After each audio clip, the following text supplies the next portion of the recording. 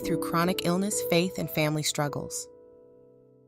"It's not full-blown," the doctor said. I was numb. I had been getting disappointing news from doctors since my army days back in 2012. Lupus, though? How? It's not contagious, right? How in the hell did I get it? I didn't tell Pastor. He would probably say it was because I left the church.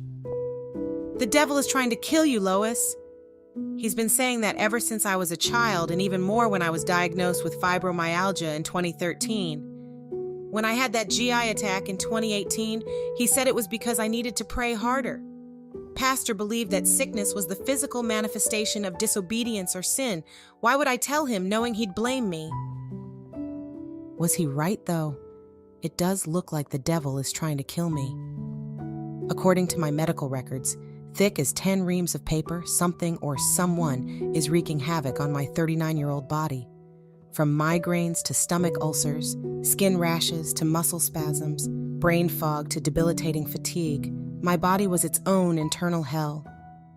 In November 2018, I suffered a major gastrointestinal tract attack that resulted in the removal of part of my colon. I was sick with vomiting episodes and unable to eat without excruciating pain. I would vomit before and after eating, and even while thinking about eating. I had many emergency room visits, several hospitalizations, and countless tests that revealed something new every time. I was in hell for nearly a year, and treatments only made it worse. I don't know how close I was to actually dying, but I felt like it was killing me. I had pain in my stomach, uterus, pelvic, and anal areas of your body, but it was not linked to direct organ trauma. It was pretty complex and ranged from mild indigestion to severe agonizing pain, and I was often on the severe end. The pain seemed to be spread out and difficult to pinpoint. I experienced changes in my heart rate, blood pressure, and temperature. 1 minute, a sickening feeling, then a deep squeezing of my stomach like someone was wringing out a wet rag. Next minute, a dull, panicky feeling somewhere in my lower abdomen and into my chest. The pain and dehydration from vomiting and unsuccessful bowel movements sent me to the emergency room numerous times. The doctors couldn't seem to figure it out. It was a sudden attack from seemingly out of nowhere. All I know is my gastrointestinal tract from my chest to my anus was inflamed, feeling intense pressure or bleeding, or all three. I had everything from an ulcer to colitis to hemorrhoids to indigestion to IBS and IBD to diverticulitis to endometriosis. I was too weak to stand and couldn't stop throwing up long enough to bathe. I kneeled there in the shower, praying my husband wouldn't walk in and see me vomiting mucus into the drain as the water ran down my back. The only remedy was surgery, to cut out the infected areas of my colon and intestines. It now seems symbolic. The gut is the lifeline of the body, the second brain as explained in The Good Gut, Sonnenberg et al.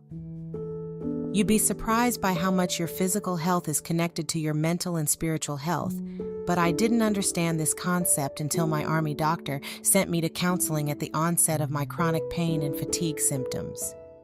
I was at my lowest point. I know I can't be the only one who's ever felt that way, but the way my faith is set up, I believe everything happens for a reason. So what was the reason for this? There seemed to be a spiritual battle taking place, and I was in the thick of it. I was being challenged in a way that left me exhausted, confused, and ill. There had to be a correlation. While my father was getting worse, so was my health.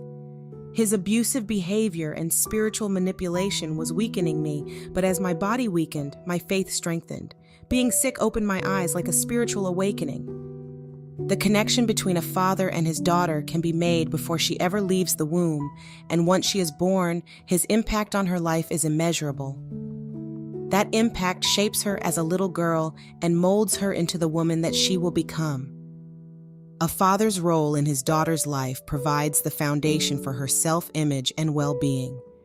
His presence, or the lack thereof, directly correlates to the qualities in the man she ultimately chooses to love her. A father provides for and protects his daughter. He accepts and respects his daughter.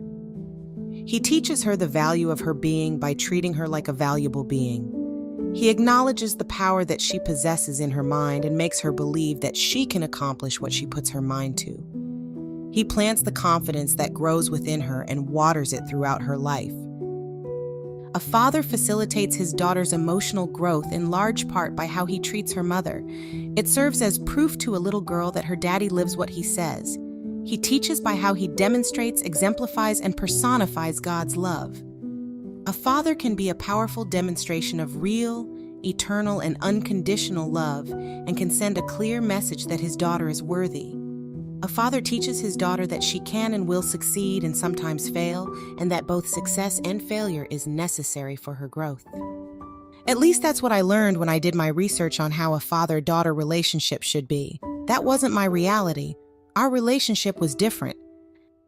Let's continue reviewing the call. Lois, it would be a bad move for you to do that. Please don't, please.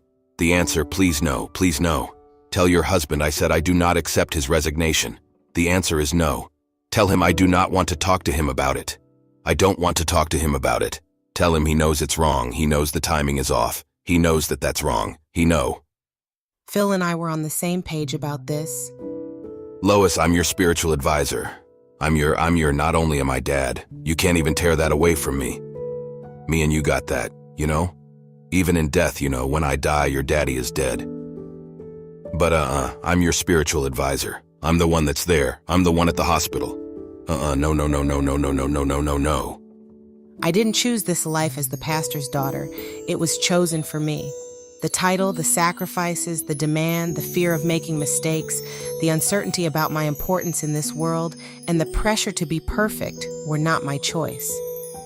For a while, I experienced the joys of seeing lives changed, felt a sense of purpose and serviced others.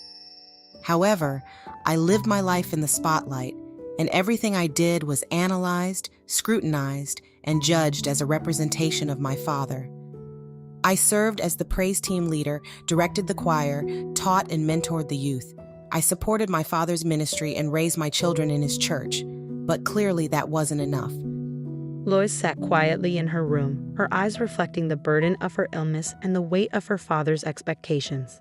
The room was dimly lit, casting long shadows that seemed to whisper the secrets of her struggles. Her father's voice echoed in her mind, a constant reminder of the spiritual and emotional demands placed upon her as the pastor's daughter. Despite the turmoil, there was a glimmer of hope in her eyes, a silent prayer for understanding and healing.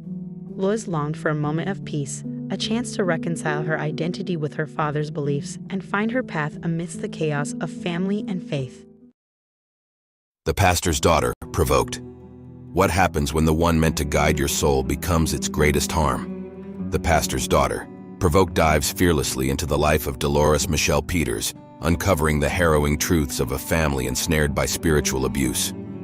Through riveting accounts and raw recordings, Delores reveals her journey of breaking free from a narcissistic pastor father who betrayed his calling. Discover how she turned pain into power and a debilitating past into a compelling memoir for redemption, vindication, and justice. It's time to reclaim your voice and take the first step towards spiritual freedom. Order The Pastor's Daughter, Provoked today on Amazon and embrace your path toward recovery.